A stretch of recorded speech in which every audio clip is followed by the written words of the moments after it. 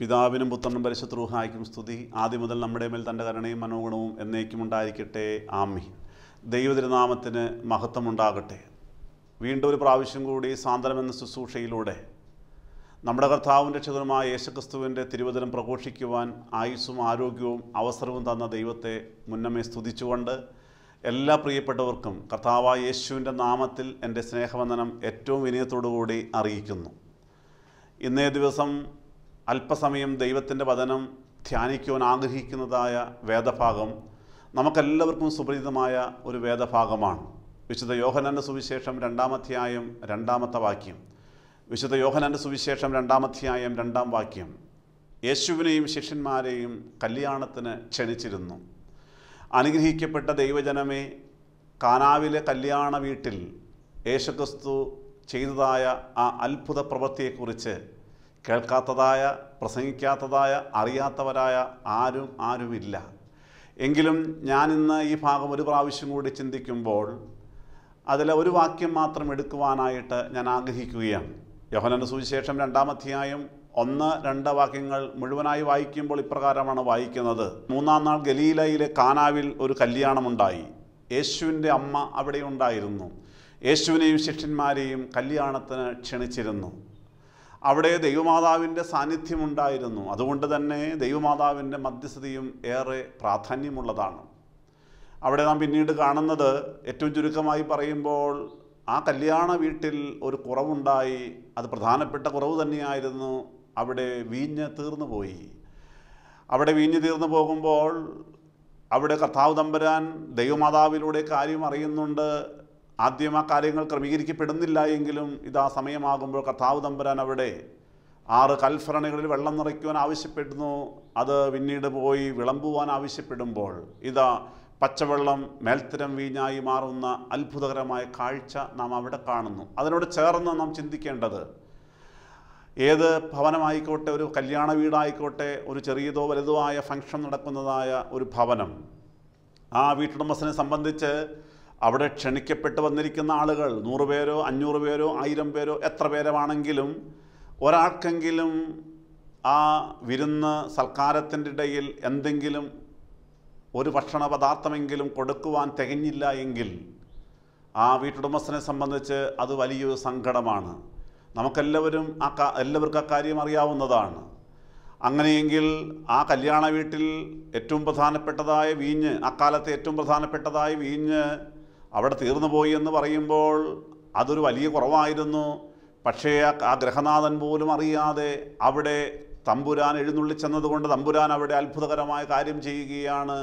ആ കുറവുകൾ നിറവുകളാക്കി കർത്താവ് മാറ്റുകയായിരുന്നു. പ്രിയപ്പെട്ട സഹോദരങ്ങളെ, ആ കാര്യങ്ങൾ എന്തുകൊണ്ടവിടെ നടന്നു എന്നുള്ളത് ഈ ഭാഗം ചിന്തിക്കുമ്പോൾ ഓരോ വാക്കുകളും മണിക്കൂറുകൾ പ്രസംഗിക്കുവാനുണ്ട്. ഞാൻ ചിന്തിക്കുന്നത് ഒറ്റ കാര്യം മാത്രമാണ്. മറ്റു കാര്യങ്ങൾ ചേർത്ത് വെച്ചുകൊണ്ട് ചിന്തിക്കട്ടെ. കല്യാണ വീട്ടിലേക്ക് യേശുവിനെയും ശിഷ്യന്മാരെയും ക്ഷണിച്ചിരുന്നു കൊണ്ടാണ് അത് നടന്നത്. അവിടെ ക്ഷണിച്ചത് മറ്റാരുമല്ല, ആ കല്യാണ വീടിൻ്റെ ഉടമസ്ഥനായിരുന്നു, ആ ഗൃഹനാഥനായിരുന്നു. പ്രിയപ്പെട്ട സഹോദരങ്ങളെ, ഗൃഹനാഥൻ ക്ഷണിച്ചതുകൊണ്ട് യേശുവും ശിഷ്യന്മാരും കടന്നു വന്നു. അവിടുത്തെ കുറവ് നിറവാക്കി മാറ്റുവാനായിട്ട് സാധിച്ചു. ആ ഭവനം അന്ന് അനുഗ്രഹിക്കപ്പെട്ടു. ഇന്ന് ഈ വചന ശുശ്രൂഷ കണ്ടുകൊണ്ടിരിക്കുമ്പോൾ നാം ചിന്തിക്കേണ്ടത്, എൻ്റെ ഭവനത്തിലെ കുറവുകൾ, പല കുറവുകളും വല്ലായ്മകളും ഇപ്പോഴും ഉണ്ടല്ലോ. അതെന്തുകൊണ്ടാണ് പരിഹരിക്കപ്പെടാത്തത്? വാസ്തവത്തിൽ യേശുവിൻ്റെ ഭവനത്തിലുണ്ടോ? നാം ചിന്തിക്കണം. പ്രിയപ്പെട്ടവരെ, യേശു ഭവനത്തിലുണ്ടെങ്കിൽ എല്ലാം അനുഗ്രഹമാക്കി മാറ്റുവാൻ ആ തമ്പുരാന് സാധിക്കും. വിശുദ്ധ ബൈബിളിലൂടെ നാം പരിശോധിക്കുമ്പോൾ ഏതെല്ലാം സ്ഥലങ്ങളിൽ, ഏതെല്ലാം ഭവനങ്ങൾ, ഏതെല്ലാം ഇടങ്ങളിൽ കർത്താവ് കടന്നു ചെന്നിട്ടുണ്ടോ, അവൻ എഴുന്നള്ളി ചെന്നിട്ടുണ്ടോ, അവിടെയെല്ലാം അനുഗ്രഹമായി മാറിയിട്ടുണ്ട്. പ്രിയപ്പെട്ടവരെ, നാം ചിന്തിക്കേണ്ടത്, യേശു ഒരു ഭവനത്തിനുണ്ടെങ്കിൽ ആ ഭവനം അനുഗ്രഹിക്കപ്പെടും. യേശു ഒരു സ്ഥാപനത്തിനുണ്ടെങ്കിൽ ആ സ്ഥാപനം അനുഗ്രഹിക്കപ്പെടും.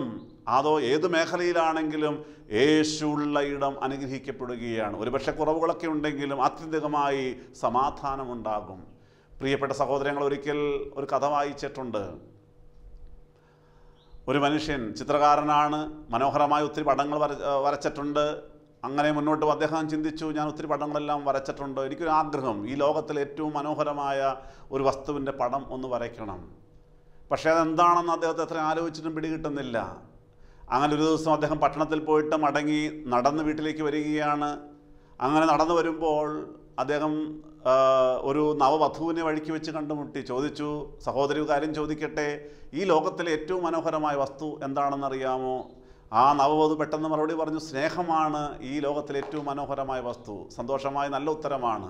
വീണ്ടും മുന്നോട്ട് പോകുമ്പോൾ ഒരു സന്യാസിയെ കണ്ടുമുട്ടി. ഇതേ ചോദ്യം ചോദിച്ചു. സന്യാസി മറുപടി പറഞ്ഞു, വിശ്വാസമാണ് ഈ ലോകത്തിലെ ഏറ്റവും മനോഹരമായ വസ്തു.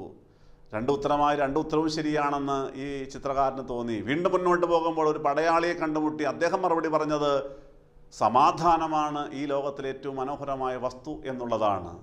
3 ഉത്തരങ്ങൾ കിട്ടി. 3 നല്ല ഉത്തരങ്ങളാണ്. പക്ഷേ ചിത്രകാരൻ ചിന്തിച്ചു, ഈ 3 ഉത്തരങ്ങളും കൂട്ടിയോജിപ്പിച്ചുകൊണ്ട് എങ്ങനെയാണ് ഒരു പടം വരയ്ക്കുക? അത് മനസ്സിലായില്ല. അങ്ങനെ അദ്ദേഹം ചിന്താക്കുഴപ്പത്തോടു കൂടി തന്നെ സ്വന്തം ഭവനത്തിലേക്ക് നടന്ന് വിഷമിച്ച് വിയർത്തൊഴിച്ച് കടന്നു ചെല്ലുമ്പോൾ അദ്ദേഹത്തിൻ്റെ ഭാര്യയും മക്കളും അദ്ദേഹത്തെ സ്വീകരിക്കുന്നു. ഇതാ ഭാര്യ ഒരു ഗ്ലാസ് വെള്ളം എടുത്തുകൊണ്ട് കുടിക്കാൻ കൊടുത്തു. വെള്ളം കുടിച്ചു. ക്ഷീണം മാറുകയാണ്. പോരാ, മക്കളെല്ലാം ഓടി വന്ന് കെട്ടിപ്പിടിച്ച് ഉമ്മ വയ്ക്കുന്നു. കൈകളെല്ലാം തൂങ്ങുകയാണ്. ആ ഭവനത്തിലെത്തിയപ്പോൾ, സ്വന്തം ഭവനത്തിലെത്തിയപ്പോൾ അദ്ദേഹത്തിന് അനുഭവപ്പെട്ടത്, എൻ്റെ ക്ഷീണം മാറി, പ്രയാസം മാറി. പോലെ ഒരു കാര്യം കൂടി മനസ്സിലായി. ഇവിടെ കടന്നു വന്നപ്പോൾ എൻ്റെ ഭാര്യയുടെയും മക്കളുടെയും സ്നേഹവും വിശ്വാസവും എല്ലാം കണ്ടപ്പോൾ, അനുഭവിച്ചപ്പോൾ ഹൃദയത്തിലേക്ക് വലിയ സമാധാനം കടന്നു വന്നു. അങ്ങനെയെങ്കിൽ ഒരു ഭവനം, ഭാര്യയും ഭർത്താവും മക്കളുമെല്ലാം ഉള്ളതായ ഒരു ഭവനമാണ് ഈ ലോകത്തിലെ ഏറ്റവും മനോഹരമായ വസ്തു എന്ന് അദ്ദേഹത്തിന് മനസ്സിലാവുകയും അപ്രകാരമുള്ളതായ ഭർത്താവും ഭാര്യയും മക്കളുമെല്ലാം കളിച്ചിരിച്ച് ഉല്ലസിക്കുന്നതായ സന്തോഷമുള്ള ഒരു കുടുംബചിത്രത്തിൻ്റെ ഭവനത്തിൻ്റെ പടം വരയ്ക്കുവാൻ ഇടയാവുകയും ചെയ്തു. പ്രിയപ്പെട്ട ദൈവജനമേ, നാം ചിന്തിക്കണം, എൻ്റെ ഭവനത്തിൻ്റെ അവസ്ഥ ഇന്ന് എന്താണ്? സന്തോഷമുണ്ടോ? സമാധാനമുണ്ടോ? പുറമേയുള്ള സന്തോഷമുണ്ടായിരിക്കും, പക്ഷേ ആത്യന്തികമായി പലപ്പോഴും സമാധാനമുണ്ടാകുന്നില്ല. ഞാനിത് പ്രസംഗിക്കുമ്പോൾ കേൾക്കുമ്പോൾ പലരും ചിന്തിക്കുന്നുണ്ട്, അച്ഛൻ പറഞ്ഞ് ശരിയാണല്ലോ, എൻ്റെ ജീവിത പങ്കാളിയോടൊപ്പം ഒരുമിച്ചിരുന്ന് ഭക്ഷണം കഴിച്ചിട്ട് എത്ര നാളുകളായി, ഒന്ന് മിണ്ടിപ്പറഞ്ഞിട്ട് എത്ര നാളുകളായി. അല്ല, എല്ലാവരും ഒരുമിച്ചിരുന്ന് പ്രാർത്ഥിക്കുവാൻ കൊതിക്കുന്ന ഒത്തിരി ആളുകൾ എന്നെ കേൾക്കുന്നുണ്ട്. ഒരുമിച്ചൊന്ന് പള്ളിയിൽ പോകുവാൻ ആഗ്രഹിക്കുന്നവർ എന്നെ കേൾക്കുന്നുണ്ട്. മക്കൾ പറഞ്ഞാൽ അനുസരിക്കുന്നില്ല. അല്ല, മാതാപിതാക്കന്മാരുടെ സ്നേഹം ലഭിക്കാത്തതായ മക്കളും എന്നെ കേൾക്കുന്നു. വഴക്കും വിദ്വേഷവും എല്ലാം ഏറി വരികയാണ്. പ്രിയപ്പെട്ടവരെ, മനോഹരമായൊരു പാട്ട് നമുക്കറിയാമല്ലോ. ക്രിസ്തീയ ജീവിതം സൗഭാഗ്യ ജീവിതം, കർത്താവിൻ കുഞ്ഞുങ്ങൾ കാനന്ദദായകം. ക്രിസ്തീയ ജീവിതം സൗഭാഗ്യ ജീവിതം, കർത്താവിൻ കുഞ്ഞുങ്ങൾ കാനന്ദദായകം. കഷ്ടങ്ങൾ വന്നാലും നഷ്ടങ്ങൾ വന്നാലും ക്രിസ്തേശു നായകൻ കൂട്ടാളിയാണേ.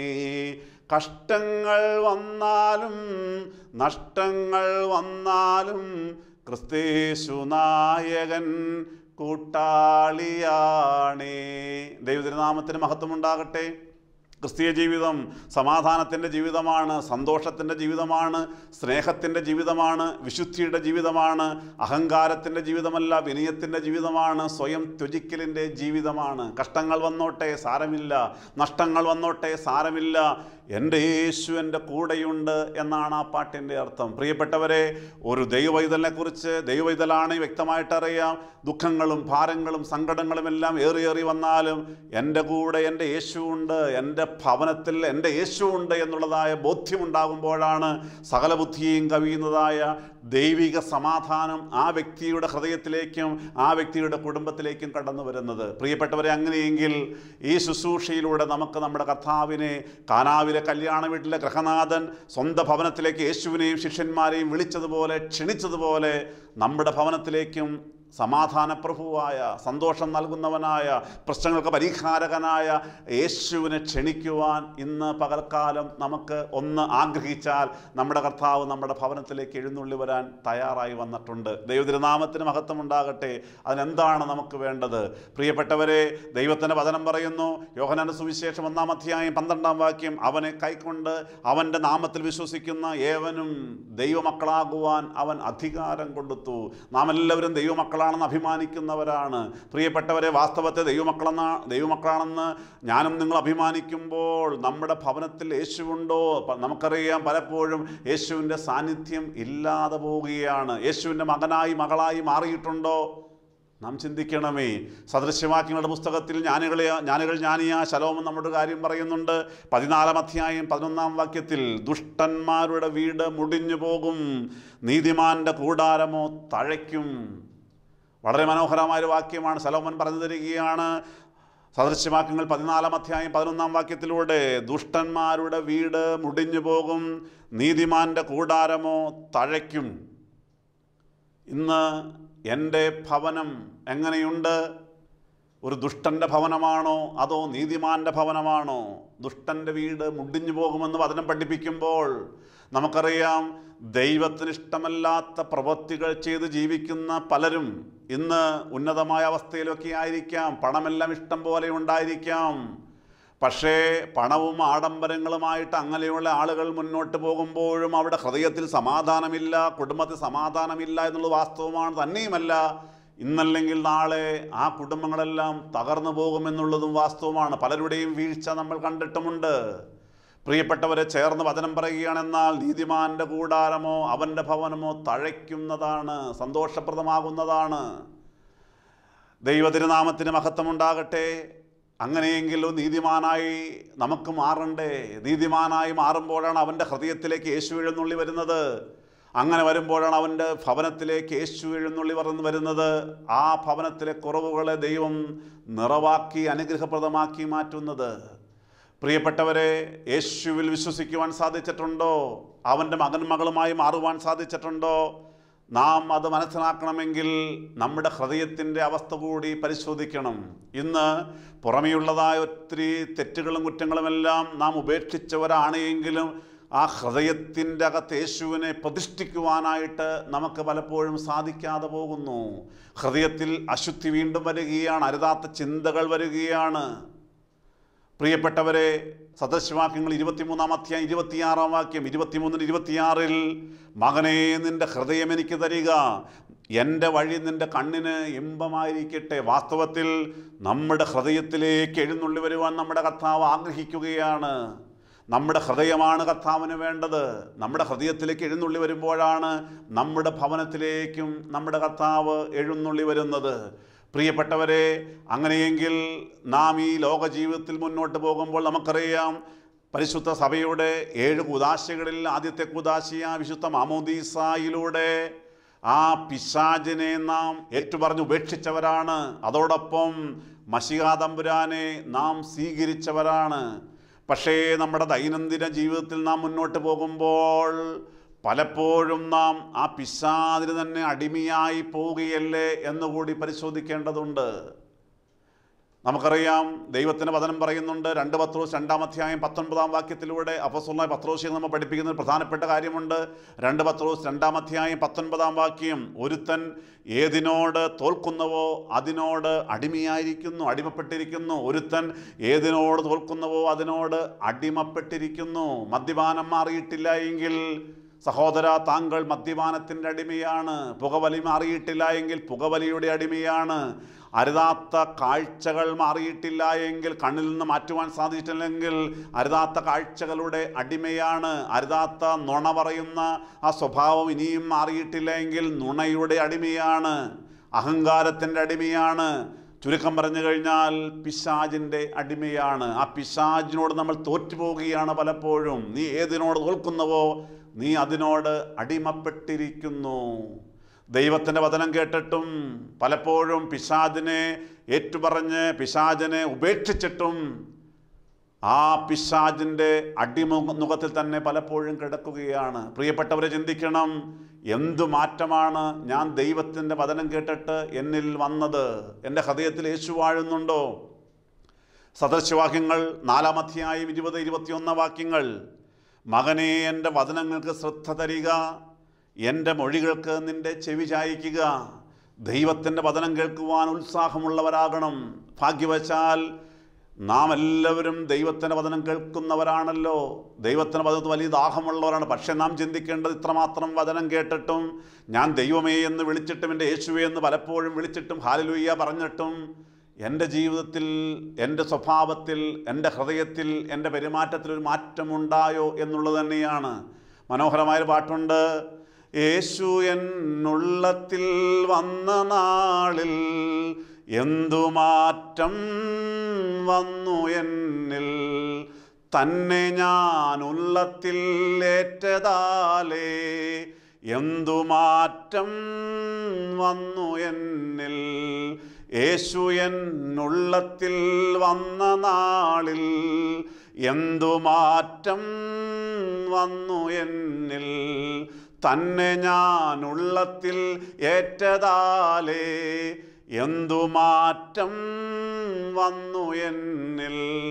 ഇഷ്ടം പോലെ വചനം കേൾക്കുന്നുണ്ട്, എന്നും പ്രാർത്ഥിക്കുന്നുണ്ട്, എന്നും ബൈബിൾ വായിക്കുന്നുണ്ട്, എല്ലാ ഞായറാഴ്ചയും ഞാൻ ആരാധനയ്ക്ക് പോകുന്നുണ്ട്, ധ്യാനം പലവട്ടം കൂടി ഹല്ലേലൂയ എപ്പോഴും പറയുന്നുണ്ട്. പക്ഷേ ഇത്രയൊക്കെയുമായിട്ടും എൻ്റെ ജീവിതത്തിൽ എന്താണൊരു മാറ്റം വന്നത്? എൻ്റെ പെരുമാറ്റത്തിൽ എന്ത് മാറ്റം വന്നു? എൻ്റെ ഹൃദയത്തിൽ ചിന്താഗതിയിൽ എന്ത് മാറ്റം വന്നു? എൻ്റെ നോട്ടത്തിൽ എന്ത് മാറ്റമാണ് വന്നത്? പ്രിയപ്പെട്ടവരെ, നാം എപ്പോഴും ചിന്തിക്കണം കേട്ടോ. എൻ്റെ ജീവിതത്തിൽ യേശു വന്നിട്ടുണ്ടെങ്കിൽ ഞാൻ മാറിയിട്ടുണ്ട്. പക്ഷേ മാറിയിട്ടില്ലല്ലോ, മാറിയിട്ടില്ല. ഇപ്പോഴും യേശുവിന് അടിമയായിട്ട് മാറിയിട്ടില്ല. ഞാനിപ്പോഴും ഈ പിശാചിൻ്റെ അടിമയായിട്ട് മുന്നോട്ട് പോയിക്കൊണ്ടിരിക്കുകയാണ്. പ്രിയപ്പെട്ടവരെ, മാറണം. യേശുവിൻ്റെ അടുക്കലാണ് നാം തോൽക്കേണ്ടത്. അവൻ്റെ അടുക്കൽ തോൽക്കുമ്പോഴാണ്, അവൻ്റെ കൽപ്പനകൾ പാലിക്കുമ്പോഴാണ് അവൻ്റെ അടിമയായി അവൻ്റെ മകനും മകളുമായി മാറുന്നത്. അതിന് വീണ്ടും നമുക്ക് വചനം കേൾക്കാം. ദൈവത്തിൻ്റെ വചനം പറയുകയാണ്, മോനെ മോളെ, എൻ്റെ വചനങ്ങൾക്ക് ശ്രദ്ധ തരിക.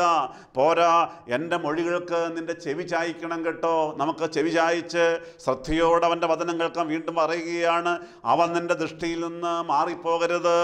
നിൻ്റെ ഹൃദയത്തിൻ്റെ നടുവിൽ അവയെ സൂക്ഷിച്ചു കൊള്ളുക. കേൾക്കുന്ന വചനങ്ങൾ മറന്നു പോകാതെ നമ്മുടെ ഹൃദയത്തിൽ സൂക്ഷിച്ചു വെച്ചാൽ നമ്മുടെ ജീവിതയാത്രയിൽ നമ്മൾ കടന്നു പോകുന്ന ജീവിതത്തിൻ്റെ മേഖലകളിൽ ആ വചനം നമ്മുടെ ഹൃദയത്തിലുണ്ടെങ്കിൽ ആ വചനം വിട്ട് ഇടത്തോട്ടോ വലത്തോട്ടോ മാറുവാൻ ഇടയാകാതെ ദൈവം ആഗ്രഹിക്കുന്ന വിധത്തിൽ നമുക്ക് വിശുദ്ധിയോടെ മുന്നോട്ട് പോകുവാനായിട്ട് സാധിക്കും. അങ്ങനെ വരുമ്പോൾ നമ്മുടെ കർത്താവ് നമ്മുടെ ഹൃദയത്തിലേക്ക് എഴുന്നള്ളി വരും. പ്രിയപ്പെട്ടവരെ, നമ്മുടെ കർത്താവ് നമ്മുടെ ഹൃദയത്തിലേക്ക് എഴുന്നള്ളി വരുമ്പോഴാണ് നമ്മുടെ പ്രാർത്ഥനാവശ്യങ്ങൾക്ക് അവൻ മറുപടി നൽകുന്നത്. അവൻ നമ്മുടെ ഭവനത്തിലേക്ക് എഴുന്നള്ളി വരുന്നത്. സദൃശവാക്യങ്ങളുടെ പുസ്തകം 16-ാം അധ്യായം 3-ാമത്തെ വാക്യം, നിൻ്റെ പ്രവൃത്തികളെ യഹോവയ്ക്ക് സമർപ്പിക്കുക, എന്നാൽ നിൻ്റെ ഉദ്ദേശങ്ങൾ സാധിക്കും. നമ്മുടെ പ്രവർത്തനങ്ങൾ കർത്താവിന് ഇഷ്ടമുള്ളതായിരിക്കണം. പോരാ, നമ്മുടെ പ്രാർത്ഥനാവശ്യങ്ങൾ നമ്മുടെ കർത്താവിനോട് പറയണം. ഒരു ഭവനം പ്രാർത്ഥനയുള്ള ഭവനമായിരിക്കണം. പ്രിയപ്പെട്ടവരെ, ഒരു ഭവനത്തിൽ സന്ധ്യാപ്രാർത്ഥന വേണം, പ്രഭാത പ്രാർത്ഥന വേണം, രാവിലെയും പ്രാർത്ഥിക്കണം, ഒരുമിച്ചുള്ള പ്രാർത്ഥന വേണം, ഒരു പായിട്ട് പ്രാർത്ഥിക്കണം. ഞാൻ പലപ്പോഴും പറയാനുള്ള കാര്യം തന്നെയാണ്. പ്രിയപ്പെട്ടവരെ, മാതാപിതാക്കളും മക്കളും മരുമക്കളും കുഞ്ഞുങ്ങളും എല്ലാം ചേർന്ന് ഒരുമിച്ച് പ്രാർത്ഥിക്കണം. സമയം കണ്ടെത്തണം, സമയം ക്രമീകരിക്കണം. ഒരുമയോടെ ഏക മനസ്സോടെ ഭവനത്തിൽ പ്രാർത്ഥിക്കുമ്പോൾ ഒരു പാട്ടുപാടി ദൈവത്തെ സ്തുതിക്കണം. ബൈബിളെല്ലാം വായിക്കണം, എന്നും വായിക്കണം, ഓരോരുത്തരും മാറി മാറി വായിക്കാം. പിന്നീട് നമ്മുടെ പിതാക്കന്മാർ ക്രമീകരിച്ചതായ യാമപ്രാർത്ഥനയെല്ലാം ഇരുന്ന് ചാരിയെല്ലാം പ്രാർത്ഥിക്കാതെ നിന്നുകൊണ്ട് പ്രാർത്ഥിക്കണം. പ്രാർത്ഥനയെല്ലാം കഴിഞ്ഞ് അത് ആത്മാർത്ഥമായി പ്രാർത്ഥിക്കാം. പ്രാർത്ഥന കഴിഞ്ഞ് ആ പായിൽ മുട്ടുമടക്കി നന്ദി പറയണം. നമ്മുടെ ആവശ്യം കർത്താവോട് പറയണം. നമ്മളുടെ കാര്യങ്ങൾ കർത്താവിൻ്റെ കരങ്ങളിലേക്ക് കൊടുക്കുമ്പോൾ അവൻ അനുഗ്രഹിക്കും. പ്രാർത്ഥനയുള്ള ഭവനത്തിലേക്ക് യേശു എഴുന്നള്ളി വരും. യേശു ആ ഭവനത്തെ കാനാവിലെ കല്യാണ വീട്ടിൽ പ്രവർത്തിച്ചതുപോലെ ആ ഭവനത്തിലും അത്ഭുതം പ്രവർത്തിക്കും. പ്രിയപ്പെട്ടവരെ, നമ്മുടെ ഹൃദയത്തിലേക്ക്, നമ്മുടെ ഭവനത്തിലേക്ക് നമ്മുടെ കർത്താവിനെ സ്വീകരിക്കുവാൻ നമുക്ക് തീരുമാനമെടുക്കാം. ദൈവതിരുനാമത്തിന് മഹത്വമുണ്ടാകട്ടെ. ഞാൻ ആദ്യം നീതിമാൻ്റെ കാര്യം പറഞ്ഞുവല്ലോ. ഇതാ, നീതിമാൻ്റെ ഭവനം തഴച്ചു വളരുന്ന ഭവനമായി മാറും. എന്നാൽ ദുഷ്ടന്മാരുടെ ഭവനം നശിച്ചു പോകുമെന്ന് വചനം പറയുമ്പോൾ വീണ്ടും സദൃശവാക്യങ്ങൾ 24-ാം അധ്യായം 16-ാം വാക്യം, നീതിമാൻ 7 പ്രാവശ്യം വീണാലും എഴുന്നേൽക്കും, ദുഷ്ടന്മാരോ അനർത്ഥത്തിൽ നശിച്ചു പോകും. പ്രിയപ്പെട്ടവരെ, നീതിമാൻ വ്യക്തിയെ സംബന്ധിച്ച് അവനൊന്ന് വീണാലും സാരമില്ല, കർത്താവനെ താങ്ങി പിടിച്ചെഴുന്നേൽപ്പി. സങ്കീർത്തനത്തിൽ അക്കാര്യം പറയുന്നുണ്ട്. അവൻ 7 പ്രാവശ്യം വീണാലും അവൻ എഴുന്നേൽപ്പിക്കുവാൻ ദൈവം തയ്യാറാണ്. പക്ഷേ ദൈവത്തെ അറിയാതെ നടക്കുന്ന ദുഷ്ടനായ വ്യക്തിയെ സംബന്ധിച്ച് അവൻ വീണാൽ നിലംപരിചായി പോകും. അതുകൊണ്ട് ഇന്ന് ഈ വചനം കേൾക്കുമ്പോൾ നാം ചിന്തിക്കുന്ന നമ്മുടെ ഹൃദയം അനുതാപമുള്ള ഹൃദയമായി മാറിയാൽ നമ്മുടെ ഹൃദയത്തിലേക്ക് കർത്താവ് എഴുന്നള്ളി വരും. യെശയ്യാ പ്രവാചകന്റെ പുസ്തകം 57-ാം അധ്യായം 15-ാം വാക്യം. യെശയ്യാ പ്രവാചകന്റെ പുസ്തകം 57-15, ഉന്നതനും ഉയർന്നിരിക്കുന്നവനും ശാശ്വതവാസിയും പരിശുദ്ധനെന്ന നാമമുള്ളവനുമായവൻ ഇപ്രകാരം അരുളി ചെയ്യുന്നു, ഞാൻ ഉന്നതനും പരിശുദ്ധനുമായി വസിക്കുന്നു. താഴ്മയുള്ളവരുടെ മനസ്സിനും മനസ്താപമുള്ളവരുടെ ഹൃദയത്തിന് ചൈതന്യം വരുത്തുവാൻ മനസ്താപവും മനോവിനയമുള്ളവരോടുകൂടെയും വസിക്കുന്നു. പ്രിയപ്പെട്ട ഉന്നതനായ ദൈവം തമ്പുരാൻ വസിക്കുവാൻ, നമ്മുടെ ഹൃദയങ്ങൾ വസിക്കുവാൻ തയ്യാറാണ്. പക്ഷേ ആ ഹൃദയം അനുതാപമുള്ള ഹൃദയമായിരിക്കണം, ആ ഹൃദയം വിനയമുള്ള ഹൃദയമായിരിക്കണം, ആ ഹൃദയം അഹങ്കാരമില്ലാത്ത ഹൃദയമായിരിക്കണം.